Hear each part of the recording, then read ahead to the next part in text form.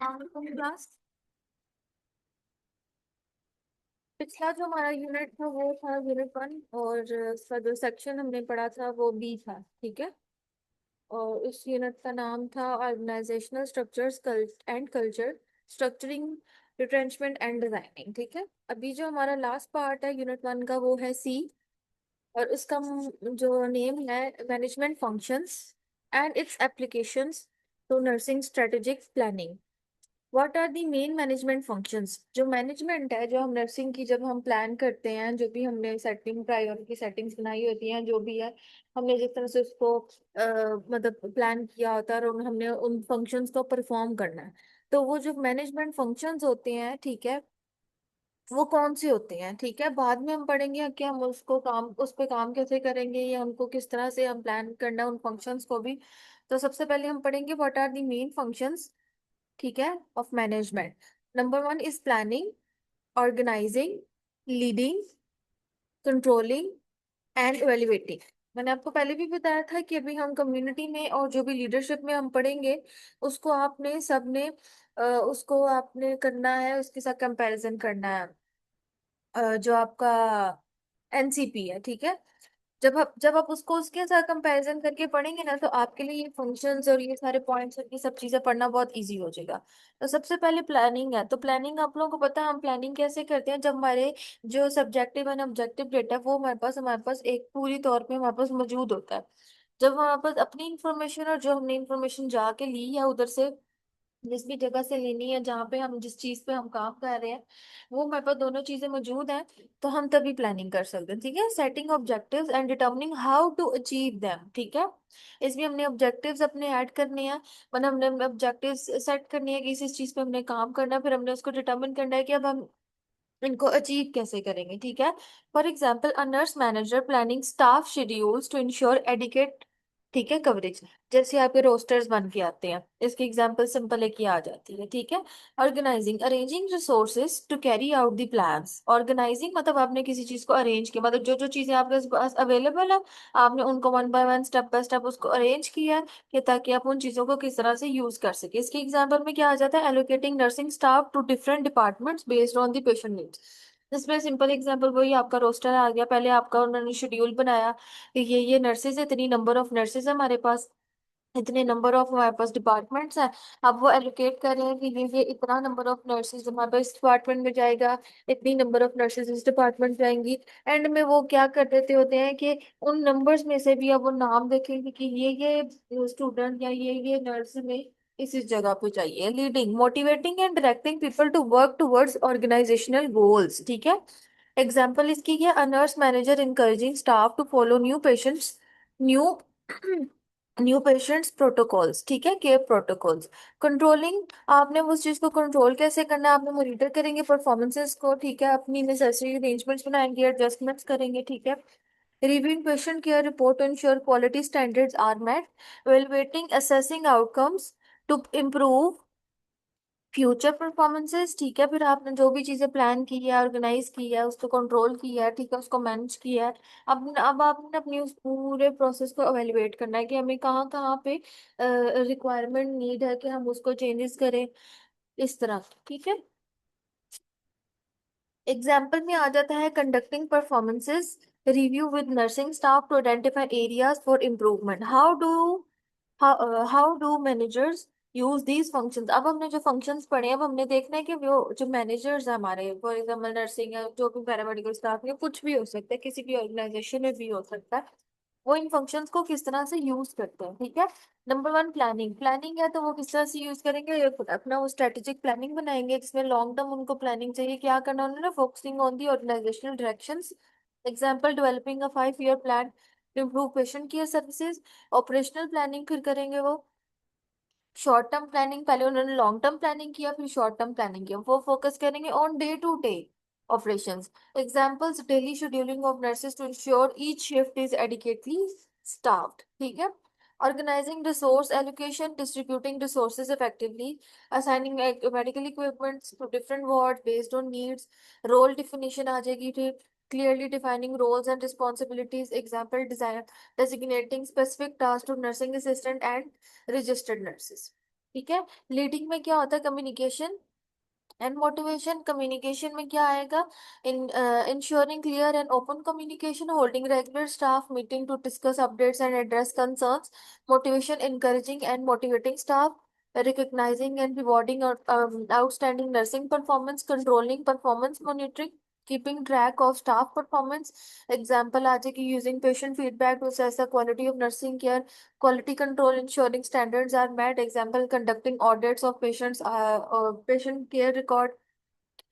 And में दोबारा evaluation आ जाता है जिसमें हम असेसमेंट करते हैं, फिर एंड में हम फीडबैक भी देते हैं। एवेल्युएटिंग आउटकम्स एंड प्रोसेसेस, इसमें एग्जांपल आ जाएगी, reviewing the success of a new patients care protocol, feedback providing constructive feedbacks, जिसमें आ जाती है example, discussing performances review with staff to identify strengths and areas for development. Attributes आ जाते हैं ऑफ एन इफेक्टिव मैनेजर। एक manager है, उसके क्या एट्रीब्यूट्स होते हैं, मतलब उसके अंदर कौन सी एक स्किल्स या कौन सी क्वालिटीज होती हैं। जिसमें आ जाता है कम्युनिकेशन स्किल्स, उसकी क्लियर एंड इफेक्टिव कम्युनिकेशन होनी चाहिए। डिसीजन मेकिंग एबिलिटी उसकी अच्छी होनी चाहिए, मतलब वो टाइमली इन्फॉर्म करे और टाइमली डिसीजंस ले। लीडरशिप स्किल्स होनी चाहिए, मतलब वो इंस्पायरिंग होना चाहिए, मोटिवेटिंग होना चाहिए, वो गाइड करे अच्छे से। प्रॉब्लम सॉल्विंग स्किल्स होनी चाहिए, identify and resolve issues effectively. कोई भी प्रॉब्लम आ रहा है, कोई भी न्यू इश्यू अराइज हो रहा है, उसको उसको फौरन से सॉल्व करना है। टाइम मैनेजमेंट उसमें होनी चाहिए। ठीक है। Management processes commonly use by nurses. अब मैनेजमेंट के कौन से ऐसे प्रोसेसेस हैं जो कि नर्सेज यूज करती हैं। सब नंबर वन है प्रॉब्लम सॉल्विंग। आइडेंटिफाई करती हैं नर्सेज प्रॉब्लम्स को, फिर उसका सोल्यूशन बनाती हैं। ठीक है। फॉर एग्जांपल, अगर पेशेंट को मतलब फौरी फौरी कोई एलर्जिक रिएक्शन हो गया, ठीक है, किसी भी मेडिसिन से, अब आपने उस प्रॉब्लम को आइडेंटिफाई करना, क्या पता उसको किसी और चीज की, किसी एडहेसिव टेप की वजह से रिएक्शन हो, कुछ भी कभी कभी मेडिसिन से भी होता है, लेकिन ये है कि उसके लिए आपको डॉक्टर को कंसल्ट करना पड़ता है। ठीक है। लेकिन इसमें ये भी आ जाता है कि जैसे कि उन्होंने एग्जांपल दिया, ड्रेसिंग का staff shortage by rearranging schedules and hiring temporary staffing. उन्होंने दूसरे एक एग्जांपल दे दिया कि अगर आपके पास स्टाफ कम है तो आपने उस चीज को किस तरह से मैनेज करना है। ठीक है। Decision making, choosing the best course of action, deciding on the best treatment plan for the patient.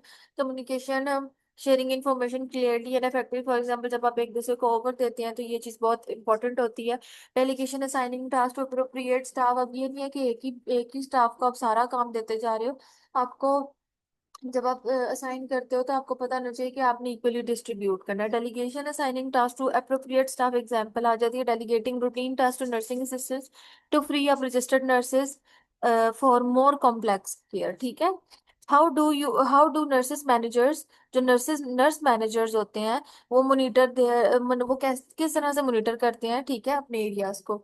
Routine, जो रूटीन चेक्स होते हैं वो करती हैं। फीडबैक सिस्टम बनाती हैं, परफॉर्मेंस रिव्यू करती हैं, क्वालिटी ऑडिट्स बनाती हैं। What is strategic planning in nursing. ठीक है। स्ट्रेटेजिक प्लानिंग नर्सिंग में क्या होती है, इसकी डेफिनेशन है और उसकी इंपॉर्टेंस भी उन्होंने बता दी है। Strategic planning involve setting long term goals and determining the best strategies to achieve them. ठीक है। स्ट्रेटेजिक प्लानिंग कहते हैं आप स्ट्रेटजीज बनाते हो, मतलब इतने टाइम में मैंने पेशेंट को ये केयर देनी है, इतने मंथ में मैंने पेशेंट को ये चीज उसमें इम्प्रूव कर सकती हूँ, इतने महीनों में, इतने साल में, इस तरह से होती है। तो जब स्ट्रेटजीज बना लेते हैं फिर वो अचीव अपना आप उस टाइम में, उस पीरियड में आप अपने जो गोल है उनको अचीव कर सकते हो। ठीक है। ये हेल्प क्या करती है, organisations anticipate further challenges and opportunities. Obviously जब हम इन चीजों को प्लान करेंगे, ऑर्गेनाइज करेंगे, तो आपके पास फ्यूचर में दूसरी चीजों को किस तरह से सॉल्व करना है, उनको किस तरह से ऑर्गेनाइज करना है, प्लान करना है, आपके पास उसकी स्किल्स आ जाती हैं। इसकी इंपॉर्टेंस क्या है, it ensures that resources are used effectively and the organization is prepared for further changes and demands. ठीक है। उसके बाद ये आपका कॉलम दे दिया गया, ऊपर जितना भी कुछ हमने पढ़ा है उससे रिलेटेड ये कॉलम है। उसके बाद आपकी फिलिंग द ब्लैंक्स आ जाती हैं। एंड मोस्ट इम्पोर्टेंट, मैं हर सब्जेक्ट के बाद कहती हूँ कि आपने ये ग्लोसरी लाजमी करनी है। ठीक है। अच्छा, सेकंड हमारे पास आ जाता है यूनिट 2, जिसका मतलब है और जिसका नाम है लीडरशिप थ्योरीज एंड स्टाइल्स। आगे हमारे पास लीडरशिप थ्योरीज आ जाती हैं कि लीडरशिप थ्योरीज कौन कौन सी है और उनके स्टाइल्स कैसे हैं। Number one is leader. What is leadership. Leadership is the act of guiding and motivating a group of people to achieve goal. Leadership होती है, देखो, आप करते हो ना, ग्रुप्स बनाते हो तो आप उसमें कहते हो नहीं मैंने लीडर लीडर बना, स्कूल्स में कॉलेजेस में किया होगा आपने। तो उस लीडर की फिर क्वालिटीज क्या होती है, वो फिर क्या करता है, वो गाइड करता है, मोटिवेट करता है किसको, अपने ग्रुप को, ताकि उनको जो टास्क दिया गया है वो उसको अचीव कर सके, उन गोल्स को, ठीक है। लीडर्स क्या करती है, इन्फ्लुएंस करती है और इंस्पायर करती है अपनी अच्छी लीडरशिप से, ठीक है, पीपल को, ताकि वो भी काम करे और उन गोल्स को अचीव करे। ये एक छोटी सी डेफिनेशन है लीडरशिप की, जो कि आपने याद करनी है, बहुत इंपॉर्टेंट है। What are the different leadership theories, अब हमने डिफरेंट लीडरशिप थेरीज पढ़नी है, ठीक है। नंबर वन हमारे पास आ जाती है trait theory, behavioural theory, contingency theory, transformational theory, transactional theory, ठीक है। Leadership theory and servant leadership आ जाते हैं। ट्रेड थ्योरी में क्या आता है, suggest that certain peoples are born with traits that make them effective leaders, मतलब कुछ लोग बचपन से ही, मतलब पैदा ही ऐसे ट्रेड्स के साथ होते हैं कि उनमें ये क्वालिटी होती है कि वो शुरू से ही लीडरशिप्स होते लीडर्स होते हैं। वो मतलब ऐसे तंग तंग नहीं रहते हैं, मतलब शाय शाय नहीं रहते हैं, उनमें ऐसी क्वालिटीज होती हैं कि वो हर एक चीज में बढ़ चढ़ कर हिस्सा लेते हैं। इसकी की ट्रेड्स क्या होते हैं कि उनमें कॉन्फिडेंस होता है, इंटेलिजेंस होती है, इंटेग्रिटी होती है और सोशबिलिटी होती है। अब अगर मेरी मेरी एग्जांपल लेना, तो ये है कि ठीक है, देखो हर एक एक इंसान डिफरेंट होता है और हर एक की अपनी अपनी पर्सनालिटी होती है। अब मैं हूं ना, मतलब मैं बात तो कर लेती हूँ, मैं सोशलाइज कर लेती हूँ, लेकिन बहुत ज्यादा अगर अब मतलब लोग होंगे ना, उनमें मेरी वो जो एक ये वाला ट्रेट है ना, वो थोड़ा सा कम पड़ जाएगा, मतलब मेरे में इतनी सोशबिलिटी नहीं है, ठीक है। इसी तरह हर पर्सन हर दूसरे पर्सन से डिफरेंट होता है और हर एक के अंदर अपने एक ट्रेड्स होते हैं। इसमें एग्जाम्पल उन्होंने देखो दे भी दिया कि अ nurse leader who is naturally confident and empathetic making them effective in guiding their team, ठीक है ना। जैसे आपके प्राइवेट इंस्टीट्यूट्स में या गवर्नमेंट इंस्टीट्यूट्स में आपके जो सीनियर स्टाफ होते हैं, फिर उनको टीम लीडर बना देती हैं, टीएल बना देते हैं, जो कि सारी चीजों को मैनेज करता है। रोस्टर्स कैसे बननी है, छुट्टियां आपको कैसे मिलनी है, आपकी ड्यूटियां कौन कौन सी लगनी है, इस तरह की, ठीक है। उसके बाद बिहेवियरल थ्योरी आ जाती है, focuses on the actions of leaders, ठीक है, रादर देन देयर ट्रेड्स, मतलब इसमें ट्रेड्स नहीं आते, इसमें बिहेवियर क्या है, आपके एक्शंस, आपने काम, आप किस तरह से बिहेव कर रहे हो, इसमें वो चीज आ जाती है। इसमें टू मेन टाइप्स होती है, टास्क ओरिएंटेड होती है जो कि अपने टास्क पे फोकस करते हैं और गोल्स पे, और पीपल ओरिएंटेड होते हैं। बिहेवियरल थ्योरी की दो टाइप्स है, ठीक है। पीपल ओरिएंटेड होते हैं जो कि फोकस करते हैं अपने रिलेशनशिप्स पे, ठीक है। तो ये उस तरह से हमारा बिहेवियर भी चेंज होता है कि आपने टास्क कंप्लीट करना है, आपके गोल्स क्या है, आपके रिलेशनशिप्स लोगों के साथ कैसे हैं वो। A nurse leader who balances task completion with caring their team well being, मतलब आपने ये नहीं है कि आपने बस उनको काम असाइन कर दिया, एक लीडर नर्स जो टीएल होती है, ठीक है, पर लेकिन वो ये नहीं देख रही है कि ये वाली नर्स ये काम कर भी सकती है या नहीं कर सकती, या उसी एक ही नर्स को हम सारा काम देते जा रहे हैं, तो इसमें ये चीज आ जाती है। Contingency theory suggest that the best leadership style depends on the situation, obviously आपका जो लीडरशिप स्टाइल है वो सिचुएशन पर भी डिपेंड करता है। इट डजेंट मीन कि आप बहुत कॉन्फिडेंट हो, ठीक है, आप बहुत इंटेलिजेंट हो, तो अगर एक ऐसी सिचुएशन है जिसमें वो दोनों चीजें काम नहीं कर सकती हैं, तो आपकी लीडरशिप बहुत अच्छी जाएगी, ठीक है। तो इसमें क्या है, इसका की कॉन्सेप्ट क्या होता है, आपकी लीडरशिप क्वालिटी में फ्लेक्सिबिलिटी होनी चाहिए कि हर एक सिचुएशन के हिसाब से आपने उसको किस तरह से अपनी लीडरशिप क्वालिटी को किस तरह से ढालना है। A nurse leader using directive approach during an emergency but आप participative approach in regular meetings, ठीक है। अब उसने क्या अपने आप को फ्लेक्सिबल बनाया, एक नर्स लीडर है जो कि इमरजेंसी डिपार्टमेंट में डायरेक्ट अप्रोच करती है, मतलब वो उस तरह से ही काम करती है जैसा कि एक इमरजेंसी इन्वायरमेंट में रिक्वायरमेंट होती है। उसके बाद क्या था, इनकरेजिंग और पार्टिसिपेटिव अप्रोचमेंट करती है, जो कि रेगुलर मीटिंग्स होती है, मतलब बाकी सबको भी लेके चलना, हर एक की बात को सुनना, क्योंकि एक ऐसी सिचुएशन है जहाँ पे आपको एक और डायरेक्ट अप्रोच लेने की जरूरत है, उसमें आप ये चीजें फिर नहीं करोगे। Transformational leadership leaders inspire and motivate their team by creating a vision for the future, encouraging innovative innovations, ठीक है। की कैरेक्टरिस्टिक्स इसमें क्या होता है, इसमें करिश्मा, इंस्पिरेशनल मोटिवेशन, इंटेलेक्चुअल स्टिमुलेशन, मतलब जिसमें आप मोटिवेट करते हो, दूसरों को ट्रांसफॉर्म करते हो, खुद अपना स्टाइल या अपनी चीजों को रिप्रेजेंट करते हो, ताकि दूसरे आपसे कुछ सीखे और अपने आप को ट्रांसफॉर्म करें। Nurse leader who inspires their team to adopt a new patient care techniques, ठीक है। ट्रांसैक्शनल थ्योरी कहते हैं focuses on supervision, organization and performance leaders will promote compliance through through rewards and punishment, ठीक है। मतलब ये आपको, जैसे कि आप बच्चों को कहते हो कि आप अच्छा काम करोगे तो आपको ये मिलेगा, वो इसी तरह नर्सेस का भी होता है कि जैसे आप नर्स ऑफ द वीक बनोगे, ताकि नर्सेस क्या एक दूसरे से इंस्पायर हो, सुपरवाइज करेंगी, वो अच्छी अच्छी चीजें ऑर्गेनाइज करेंगी और वो पेशेंट की केयर को और ज्यादा इम्प्रूव करेंगी, ताकि वो हमें वो क्वालिटी आ गई, ठीक है। सर्वेंट सर्वेंट लीडरशिप क्या होती है? Leaders prioritize serving their team and meeting their need, ठीक है। की कैरेक्टरिस्टिक्स इसमें क्या होती है? एक दूसरे को एम्पैथी शो करना, listening, stewardship and commitment to personal growth, ठीक है। मतलब वो एक दूसरे को समझती है, एक दूसरे की मतलब चीजों को समझना, एक दूसरे को हेल्प करना, रिसोर्सेज को। A leader, a nurse leader who support their team by providing resources and opportunities for professional development. What are the different leadership styles? अभी हमने लीडरशिप थेरीज पढ़ी है, ठीक है, थेरीज। और अब हम क्या पढ़ेंगे? स्टाइल्स। स्टाइल्स इसमें क्या से होते हैं? ऑटोक्रेटिक लीडरशिप होती है, डेमोक्रेटिक होती है, लाइजियर फेयर लीडरशिप होती है, ट्रांसफॉर्मेशनल लीडरशिप होती है, ट्रांसैक्शनल लीडरशिप होती है। स्टाइल्स में क्या आ जाता है? ऑटोक्रेटिक लीडरशिप क्या होती है? वो लीडर जो डिसीजंस लेते हैं यूनिलेटरली, ठीक है। In a critical situation a nurse leader quickly decides the course of actions without consulting with the team. Obviously ये चीज अभी हम ऊपर भी पढ़ चुके हैं।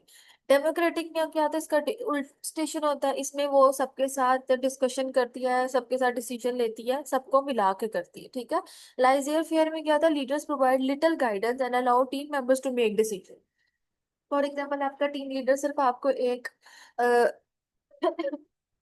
चीज बता देगा, ठीक है, एक गाइडेंस प्रोवाइड कर देगा कि ये चीज आपने ऐसे करनी है, आगे उस चीज पे काम कैसे करना है, अपने गोल को अचीव कैसे करना है, ये आप पे डिपेंड करता है, ठीक है।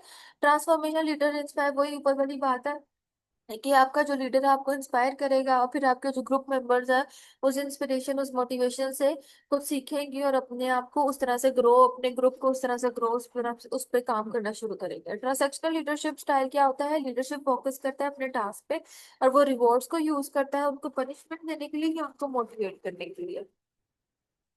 What are different leadership what are the different types of powers used by leaders? अब वो ऐसी कौन सी पावर्स हैं जो कि लीडर यूज करता है, ठीक है, अपने लीडरशिप में। अह इसके बाद आ जाती है हमारे पास पांच है।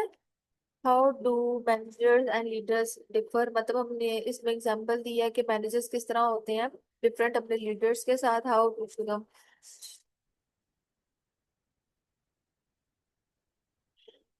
Legitimate power based on the official positions in the organization. अब आपके हर एक मैनेजर की डिफरेंट पोजीशंस होती है, ठीक है, और उसकी पावर्स भी डिफरेंट होती हैं, तो ये उस पर डिपेंड करती है कि उसकी पोजीशन क्या है और उसकी ऑर्गेनाइजेशन में उसकी पोजीशन क्या है, और उस ऑर्गेनाइजेशन में जो उसकी पोजीशन है उस पोजीशन पे उसकी ये पावर डिपेंड करती है। Nurse manager has authority due to their positions, ठीक है।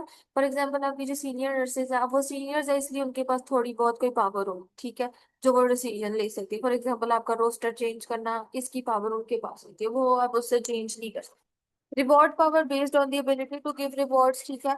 अब किसी ऑर्गेनाइजेशन में किसी एक बंदे के पास ऐसी पावर होती है कि वो रिवॉर्ड्स दे सकता है, ठीक है, तो उसको किसी से पूछने की जरूरत नहीं है। जैसे कि आपकी हेड नर्सेज होती हैं, ठीक है, अब उनके पास ऐसी पावर है कि वो आपको एक्स्ट्रा ऑफ दे सकती हैं, या आपको, आप ड्यूटी पे नहीं हो, बस इस तरह की जो चीजें होती हैं, ठीक है। कोerसिव पावर क्या हो सकती है? Based on the ability to punish, ठीक है, ऊपर क्या एबिलिटी टू रिवॉर्ड एंड नीचे क्या आ गया ability to punish.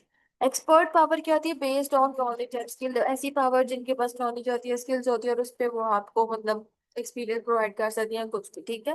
Referent power क्या होती है? Based on the leader's likeability and the team's desire to identify with them, ठीक है। मतलब ये सारा ये है कि वो उनकी टीम की डिजायर्स क्या है कि वो आइडेंटिफाई करते हैं उनको क्या क्या चीजें चाहिए, वो उनकी रिस्पेक्ट करती है, ये सब आ जाता है।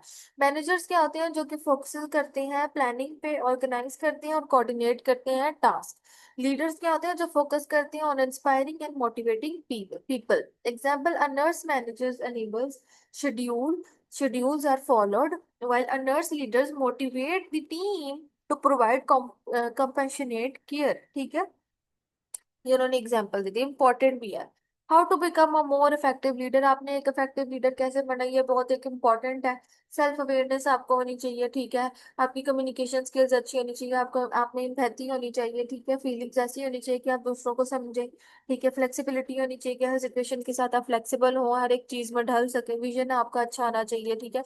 एंड में ये कॉलम दे दिया गया, फिर उसके बाद आपकी एग्जाम्पल्स दे दी गई हैं, ठीक है, ये सारा आपके चैप्टर के अंदर कर है, ठीक है, उसी को उन्होंने नीचे किया, जिसको आप बस चैप्टर अच्छे से पढ़ेंगे तो आपको ये फिल इन द ब्लैंक्स भी आ जाएंगी, और आपका जो मैच का कॉलम है ये भी सॉल्व हो जाएगा। लास्ट में आपके पास आ जाता है आपकी ग्रोसरी। जिसमें आपके ऊपर जो आप लोगों ने सारा पढ़ा है वही आपकी डेफिनेशंस आ जाती हैं, और ये आपके लिए बहुत इंपॉर्टेंट है, ये आपके एमसीक्यूज में भी आ सकती हैं, ठीक है। और आपका जो मिड मिड एग्जाम है उसमें भी आ सकती हैं, और फाइनल एग्जाम्स के लिए तो बहुत ही जरूरी है। कभी कभी ऐसे क्वेश्चंस भी बन के आ जाते हैं, डिफाइन दी फॉलोइंग, जिसमें लीडरशिप की होगी डेफिनेशन, या ट्रेड थ्योरी होगी, या कंटीजेंसी थ्योरी दी होगी, तो इस तरह की चीजें आ सकती हैं। अब आपके आगे आ जाता है यूनिट 2B, जिसका नाम है power and politics in nursing. तो ये हम कल पढ़ेंगे, ठीक है, आपका नेक्स्ट चैप्टर है, तो इसको हम कल करेंगे। वैसे है तो छोटा सा है, तो आपका यूनिट 2 कंप्लीट हो जाएगा, कहते हैं तो हम कर लेते हैं। लेकिन चले, एक टास्क है कि यूनिट 2 का जो पार्ट बी है वो आप लोग पढ़ें, ठीक है। इसमें से जो चीज आप लोगों को नहीं समझ में आती है वो आप लोगों ने मेरे से पूछनी है, कुछ भी नहीं, इसके दो ही टॉपिक्स है। पावर की डेफिनेशन है, पॉलिटिक्स की डेफिनेशन है, पॉलिसी क्या होती है, वही जो रूल्स एंड रेगुलेशंस होते हैं, गाइडेंस होती है, ठीक है। उसके बाद पॉलिटिक्स आ जाती है, आपके जो गोल्स होते हैं उनको किस तरह से आपने अचीव करना है, आपने अपनी पावर्स को किस तरह से यूज करना है। और पावर क्या होती है, एक बंदे की एबिलिटी होती है कि उसके पास जो चीजें हैं उसको उसने यूज करके अपने जो गोल्स हैं उनको किस तरह से कम आउटकम को अपना कैसे से अचीव करना है। चलो पढ़ ही लेते हैं जब हम आगे कर ही रहे हैं। What are the different sources of power, power की डिफरेंट सोर्सेज क्या होती है, ये सेम वही है जब भी हमने ऊपर पढ़ा है ना, ये वाली पावर्स, ठीक है। ये different powers use by the leaders, ये सेम वही है, इसको पढ़ने की जरूरत नहीं है, वही है देखो। Lieutenant power, reward power, coercive power, expert and referent power, same वही चीज है। Why should nurses know political strategic. अब ये इंपॉर्टेंट है कि नर्सेज क्यों यूज करती हैं पॉलिटिकल स्ट्रेटेजीज, ठीक है, अपनी नर्सिंग केयर में। एडवोकेसी, ये वही रोल्स आ जाते हैं आपकी नर्सेज के। देखिए उनको politically strategy to advocate patient, advocacy का ही मतलब क्या है, एडवोकेट पेशेंट, ठीक है, ओके, उनकी राइट्स क्या है हेल्थ केयर में, उनको आपने बताना है। प्रोफेशनल डेवलपमेंट आपकी कैसी होती है कि आपने उस पॉलिटिक्स को क्यों यूज करती हैं, कि एडवांस कर सके अपने करियर्स को और लीडरशिप को, ठीक है। रिसोर्स एलोकेशन की आपकी स्किल्स क्या है, उनके इन्फ्लुएंसेस क्या है नर्सेज के डिसीजन मेकिंग में, और उन रिसोर्सेज को हमने किस तरह से यूज करना, पॉलिसीज आ जाती हैं कि आप ऐसी पॉलिसीज क्या है कि नर्सेज को डिसीजन मेकिंग में और हेल्थ केयर की जो प्रैक्टिसेस है, रेगुलेशंस है, आपको ये पता चाहिए कि न्यू पॉलिसीज क्या है। How can power be used constructively in nursing, constructively हम उन पावर्स को किस तरह से यूज कर सकते हैं, इसमें इंपावरमेंट आ जाती है, ठीक है, एडवोकेसी आ जाती है, कोलैबोरेशन आ जाती है, कॉन्फ्लिक्ट रिजोल्यूशन आ जाती है। आगे वही आपका मैथ का कॉलम दे दिया गया है, फिल इन द ब्लैंक दे दी गई है, ग्रोसरी दे दी गई है। आपका यूनिट 2 यहाँ पे कंप्लीट हो जाता है, और ये बहुत इजी था, और ये बहुत ही ज्यादा इंपॉर्टेंट था। अब आपको मैंने यूनिट 1 भी कंप्लीट करवा चाहिए, यूनिट 1 का part A B and C, unit 2 का पार्ट A and B हमने ये दोनों कर लिया। नेक्स्ट लेक्चर में हम यूनिट 3 करेंगे, ठीक है। एंड यूनिट 3 मुझे लगता है उसका सिर्फ एक ही पार्ट है, उसका कोई सेकंड पार्ट नहीं है, ठीक है। तो कल हम यूनिट 3 करेंगे, फिर हम लीडरशिप एंड मैनेजमेंट के 5 यूनिट कंप्लीट करेंगे, ठीक है, आपके मिड टर्म्स के लिए। उसके बाद हम कम्युनिटी के करेंगे, और जितना हमने पढ़ना है, ठीक है, वही आपके मिड टर्म्स में आना है। So best of luck and good luck. और अगर किसी को कोई चीज समझ में नहीं आई है, मैंने पहले भी बोला है, अभी तक हम 2 यूनिट कंप्लीट कर चुके हैं, तो आप लोगों ने मुझसे जरूर पूछना है, क्वेश्चन करें, मैं अवेलेबल हूँ आप लोगों के लिए, ठीक है। और good luck and best of luck for your mid exam, और अच्छे से पढ़ना, अच्छे से तैयारी करनी है आप, ठीक है।